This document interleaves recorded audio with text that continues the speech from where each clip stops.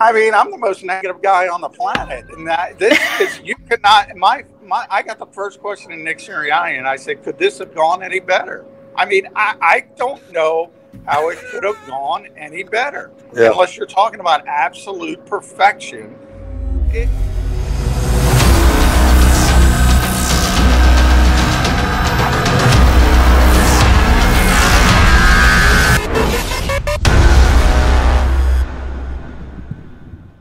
We're going to throw it now. We're going to go to Atlanta, who's live from the stadium. John McMullen, brought to us by Mesa Law and Associates, a tough lawyer for a tough town. John McMullen joins us live from Atlanta. John, how are you? I'm doing well. How are you guys? It couldn't have gone much better. We just interviewed Lane Johnson a minute ago, and I'm like, okay, well, I still have to ask about the fourth down conversions. I had to ask about the preseason. We had to ask about Nick Sirianni's era start. But overall, it boils down to a 32-6 win. When you look at the first game with Nick Sirianni and Jalen Hurts, what's some of the first things that jumped out to you about this victory? Yeah, I mean, you have to nitpick to find the negative stuff. And you mentioned the fourth downs. Obviously, a ton of penalties on both sides of the football, especially the offensive line in the first half.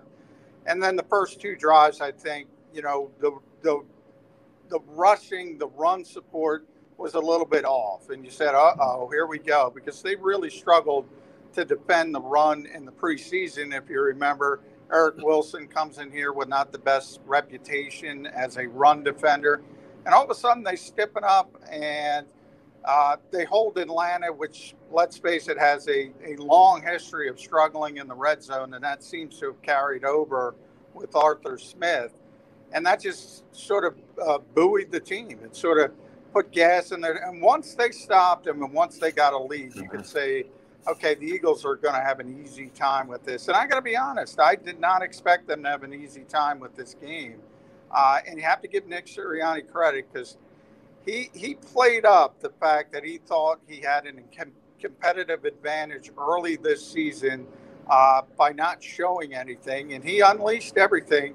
And Atlanta was on their heels the entire day. They didn't know what was hitting them. They really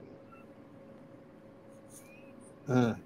Overall, just impressed with this response that they had to Nick Sirianni, because there were a lot of questions. There was a lot of doubt, John, in this game going into it in the Nick Sirianni era in total. Jalen Hurts, was he the guy and all that? And those are still questions that we'll have a lot of answering, you know, as the season goes on. But you really couldn't have had a better start to this era, especially with how well the offense played, how on the same page Jalen Hurts seemed to be with his rookie wide receiver, even though Jalen Hurts was only in his fifth career start. Nick Sirianni seemed to call a very well-controlled game plan and highlighted a lot of the attributes that some of these guys have, and that's exactly what you want a good coach to do, coach to the talent on this football team. You see the plays to Quez Watkins. You see how he was using Miles Sanders. You saw how he was using Devontae Smith and his quickness. It really seemed like he coached to his talent today in his first game. Yeah, it really did. I think it showed really early in the game. We're all looking at each other. J.J. Arcega-Whiteside is on the field. We're like, what is J.J. doing out there? And all of a sudden it's a bubble screen. And what does J.J. do well? He blocks well. And so it, you know, how I would describe Nick's game plan today is everything made sense. Everything made sense.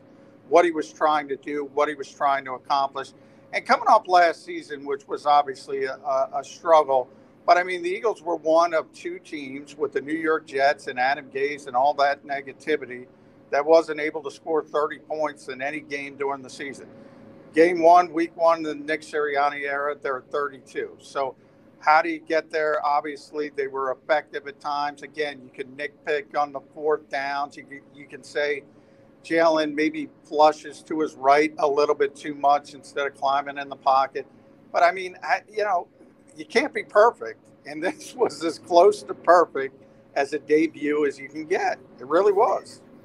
Hey, John, did Sirianni in his postgame press conference talk about the design run plays for Jalen Hurts? And if so, what did he say? Yeah, and Miles Sanders talked about that as well, and the fact that, you know, everything, Miles called everything a run play, basically. So, I've been talking about this for weeks, and we saw it in the joint practices, Derek, and this is going to be a very RPO-heavy offense. So, essentially, everything is on Jalen's plate. He's going to have options on each play. It's very college-like offense, I'm going to be honest. That's what it is, and if you think about the success Jalen Hurts has had, Devontae Smith, Jalen Reagor, it makes sense to put him in that type of offense, and even Miles Sanders, where it becomes, I think, easier. And I thought Miles, if you wanted to nitpick, missed a couple holes as well, so it could have been worse. So if you're looking at, things as a head coach, and Nick Sirianni's probably going to watch this film, and this is your best case scenario, because you win easily, you're relaxed, and you can also go back and say, look, guys, we got to work on this. We got to work on fourth downs. You missed a hole here. You did this wrong. Perfect scenario for a young head coach. John, earlier in the show, we were talking about how the overall team reaction kind of seems to be pleasantly surprised at especially the play calling and coaching from all of the coaches, but especially Nick Sirianni.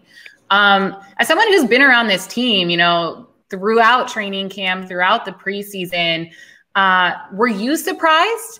Because you've seen him, more in action, where when we watched him during the preseason games, I felt like Nick Sirianni was clearly still keeping his cards pretty close to his chest.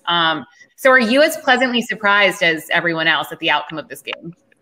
Yeah, I did not think – I was very pleasantly surprised, Evan. I did not think the Eagles were going to blow out the Falcons. I thought it was going to be a one-score game that could go either way, typical NFL game. Big play in the fourth quarter would decide it. And I was thinking about the environment and this being the first post-pandemic game on the road and all that kind of stuff. None of it mattered because they had – and by the way, I want to give Jeffrey Lurie credit as well, because I think Arthur Smith, the other coach on the other sideline, he was the hot name in this coaching sort of carousel this offseason. And Jeffrey obviously got a late start. To be honest, probably didn't have a chance at Arthur Smith, but he took his time and he got Nick Sirianni. Now, it's a very small sample size, but it looked really good today. So at least you got to give Jeffrey a little bit of credit today for going in the Nick Sirianni direction. But yeah, I mean, I did not expect this. I did not expect this at all. I thought there was an opportunity, that Jalen Hurts would surprise some people because he's so effective running the football, and I knew they were going to go RPO heavy. And I know sometimes NFL teams struggle with that when they see it for the first time. But I did not expect everything to be this good. I really didn't. Hey, John, what did defensive players say about the ability to make the transition from getting gouged early on to basically shutting down the Falcons' offense for the entire second half? Yeah, I think when it became a passing game for the Falcons, so I think getting that early lead and when it was 7-6 and then moving to where it was going to be a difficult uphill battle, and Arthur Smith couldn't rely on the running game anymore. Remember where he comes from in Tennessee and Derrick Henry. He's a guy who doesn't like to abandon the run game. And once he had to, the Eagles were just teeing off, and you saw the interior rush, specifically Javon Hargrave, Hassan Ridgeway. You didn't even really need Fletcher Cox, but they were just dominating inside and getting right in Matt Ryan's face, and there's just nothing they could do. So I think it was the first two drives for Atlanta were really, really impressive. The first one was great. And it looked like Calvin Ridley was going to have this huge game, great route runner. And all of a sudden, they kind of lose it in the red zone, as they typically do. And for whatever reason, coaches script plays early. And when Arthur Smith got away from that script, kind of forgot about Calvin Ridley. And it just went all in the negative direction for the Falcons. So from their perspective, it's kind of the exact opposite of what we're talking about with the Eagles. It certainly seemed like it. When it comes to some of the other things, when you do get into the nitpicking with this team, again, we're very happy with the win and all that. When you do look at those 2 fourth-down plays, when you do look at the penalties, some of the things that need to be corrected, some things that need to be worked on going forward. I know when we last spoke, we talked about in the preseason, you wanted to see these guys play a couple of more snaps at least. Do you think the preseason led to some of these maybe less creative fourth-down opportunities as well as penalties throughout the game? Yeah, I mean, there were 26, I think, accepted penalties, and I think it was 14-12, so it was pretty even. I'm hoping that's one of those things where the NFL has their points of emphasis and they really do it. They really go heavy on it in the preseason and maybe early in the regular season. Then they kind of scale back because it's no fun. Everybody sees those flags. Now, the offensive line, I mean, it was interesting because the offensive line was so good in what they normally do, and that's blocking. You saw one of those classic Jason Kelsey blocks where he got outside and he blocked two people on one play. It's just almost a trademark of his at this point. But they had 5 penalties in the first half alone. You had 2 false starts from Isaac. Jordan Mailata had a false start. I guess he was celebrating the big contract. Lane Johnson was downfield. Lane got caught for holding. So 5 penalties from the offensive line in the first half. I think they only had 1 in the second half. So they already started to clean it up. I'm hoping that's kind of a combination. Obviously, false starts are false starts, and that kind of stuff can't continue. And I do think they'll clean it up. But, yeah, that part, you're probably right, Mark, in that, you know, they didn't play a lot in the preseason. They didn't play a lot together. So maybe you're going to have some of that herky-jerky nature. Well, we do agree, though. The tackling has to be cleaned up. You know, you've got to clean up the tackling. It got better in the second half, but John, there's still a ways to go. And I think that, as you were talking about, that's directly related to not getting a lot of reps in training camp. Yeah, no question. I mean, again, especially in the first half, was a lot sloppier than the second half. But I thought you saw a number of missed tackles, especially Atlanta had about 100 yards rushing, and they were really going up the middle of the field pretty much with ease. You saw some missed tackles from Avonte Maddox. So, yeah, that kind of stuff, maybe you do have that little 2-3 week ramp-up period. You know, that saying in the NFL now is that September is the new August because nobody plays anybody in the preseason. Right. So I think you're going to see that around the league. You probably saw it in other games, and it'll sharpen up. But I do think just one, if you want to put one little asterisk of negativity, because people expect me to be, they say I'm too negative. It's the fact that I'm worried about them in run support against better teams, against really good teams who could take advantage of that situation. I don't know if these linebackers can hold up in a really, really difficult environment. They're going to get a good test next week because that next team they're facing is exactly the type of team you're talking about. Yeah, and Sanford said, I mean, Trent Williams is probably still the best left tackle in football. Yeah. A couple of years ago when they went to the Super Bowl, they abandoned the passing game and just ran over Minnesota, ran over Green Bay to get to the Super Bowl. They almost won the Super Bowl running the football until they fell behind in the fourth quarter. So you're right, Derek. That's exactly the type of test, and it's going to be a difficult test. Well, John, is the run defense something that, you know, having watched them go through training camp, that Jonathan Gannon has focused on? I just curious if it was, you know, maybe just kind of getting the rust off in the first quarter of their first regular season game post-pandemic, or if it is truly something that we should be concerned about, you know, throughout the entire season. Well, I think you should be concerned for this reason, Devin, the fact that if you look at the assets that this team has put into the linebacker position, it's not great. I mean, let's be honest. Eric Wilson is a one-year prove-it player as a free agent who doesn't make a lot of money. TJ Edwards is an undrafted free agent. Alex Singleton's an undrafted free agent. The biggest player is Davion Taylor, who was the third-round pick, who obviously was inactive today. But they have not – there's no Devin Whites here. There's no – forget about the old-school theory of a thumper like Jeremiah Trotter or somebody like that. They do not have that type of player. TJ Edwards would be as close as they have to it. And then you kind of piecemeal it. And I think Jonathan Gannon did that. He did a good job with it in the fact that he did a lot of rotating a linebacker, a lot more than I thought. You probably saw I saw TJ more than I thought I was going to see TJ. Patrick Johnson made a play. He was out there. Jannard Avery at Sam linebacker. So that's how he's going to have to do it this entire season, is the fact that they're not terribly talented at linebacker, say, compared to the defensive line. So you got to kind of cobble it together. Let's talk about Sorry, Mark. Rodney McLeod. I just want to ask really quickly about Rodney McLeod, because he's someone who we haven't seen play in quite some time. But he was clear, didn't play this game. If and when he does get back in the game, how big of an impact do you think he'll have on the defense? I think he'll have a huge impact because, Marcus Epps started today and he got a concussion pretty early, so he was ruled out and they had to go to Kayvon Wallace. Now, obviously it didn't affect them today, but I think long-term, Rodney is such a leader, voted a captain on this team, and he can do more things. With Epps, he's more of a single high safety. He's more of a covered safety. So if you pair him with Anthony Harris, you got to play a lot of cover 2, a lot of cover 3.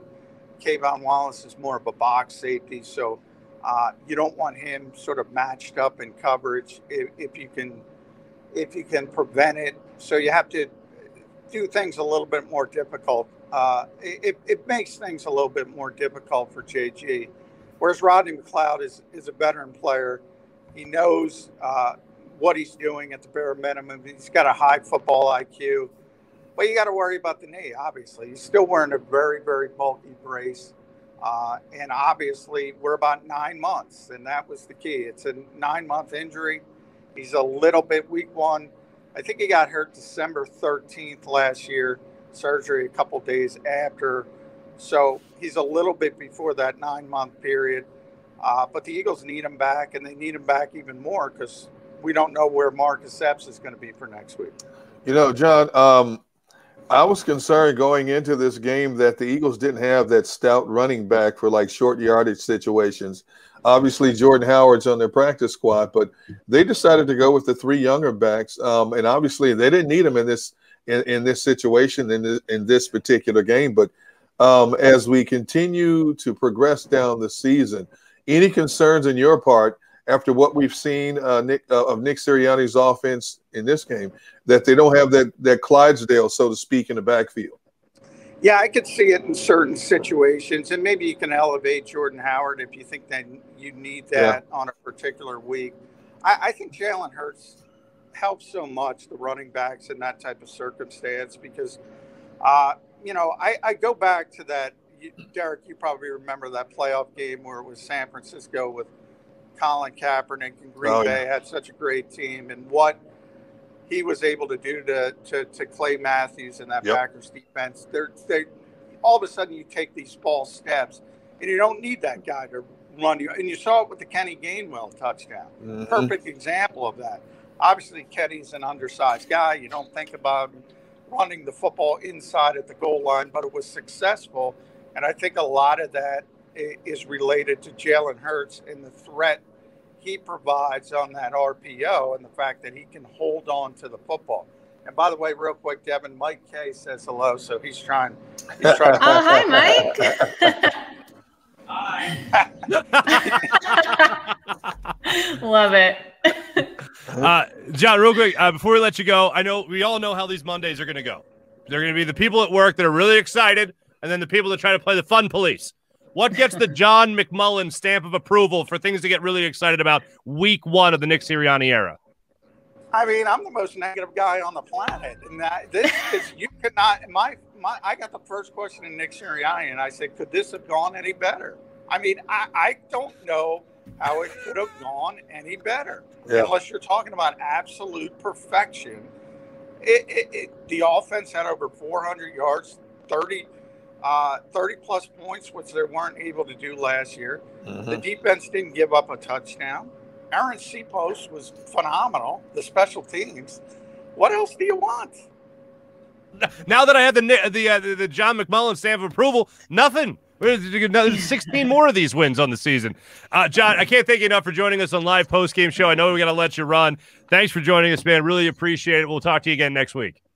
All right. Thanks, guys. Yep. That John McMullen. What a cheerleader, right, guys? Jeez. Ray of sunshine. Oh, my goodness. I thought I was bad. Oh, my goodness. Yeah, we get it all the time. Oh, what are you being so negative? Are we being negative, or are we just kind of calling it like we see it? Exactly. This is a game to be excited about, I feel. Exactly. It is. You don't know how many more of these are going to come. Hopefully a lot more, but you don't. So take them when you get them. Exactly. And let's just put it this way. Eagles, I just want to break it down for people. The Eagles are 1-0. Yep. The Dallas Cowboys are 0-1. So really, it couldn't have gone much better. Washington football team 0-1. Oh, well, there you go. Their sewage pipes were breaking apparently at the field. You guys see that? I did, yeah. Have you seen that dump of a stadium? I mean, that's got to be a bad omen in some form. That so wonder cinder blocks aren't falling down from the rafters. My goodness. Yeah. Don't forget, of course, live post-game shows exclusively for Birds. When we come back, we'll talk about some of the rookies that were really shining today on the football field during the Eagles' 32-6 victory over the Atlanta Falcons. That's when we return on live post-game show.